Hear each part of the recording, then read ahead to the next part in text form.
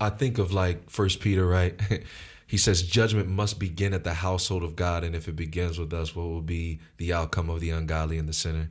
I think of Jesus' call in Matthew 18 to when you have a fault against your brother, to go directly to that brother and deal with that thing confrontationally with that brother.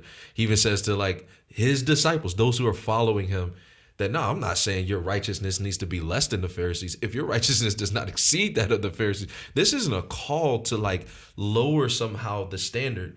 And what is so profoundly beautiful about that is he lived it out even to his death. One of the passages we preached through Luke at church I was at in Iowa, and one of the passages that stood out to me, I don't know why it never hit me, but it's Jesus in the garden. They come to arrest him.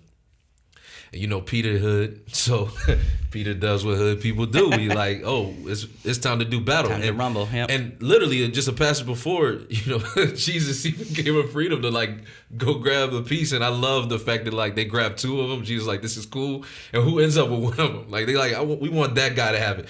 So Peter has it, and you know he cuts off the ear of the soldier, and it's so profound to me how opposite what Jesus does is to how we function in our culture.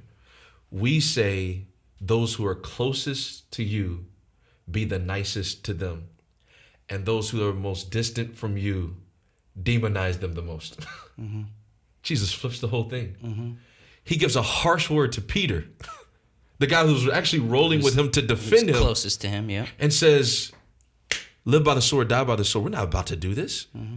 Do you not think that I cannot send a legion of angels and wreck shop right now? Do you not think that could happen right now? Mm-hmm. Bro, this is not how we do this.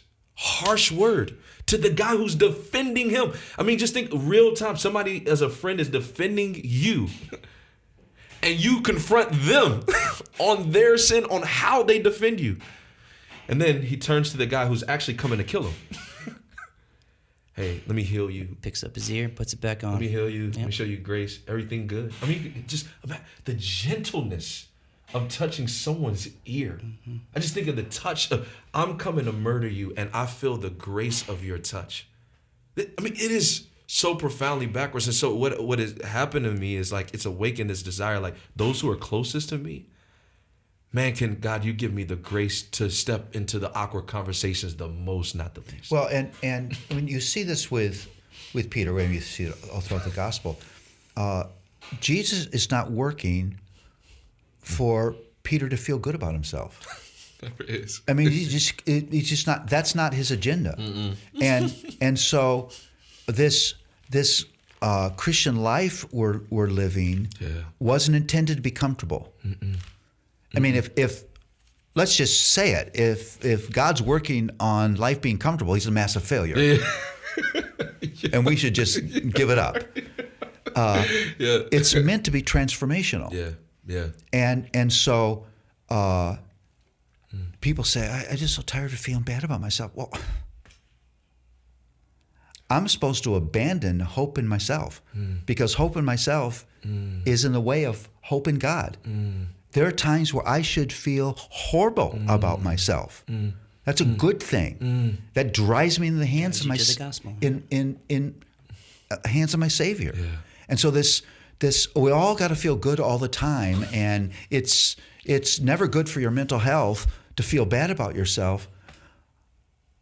Come on.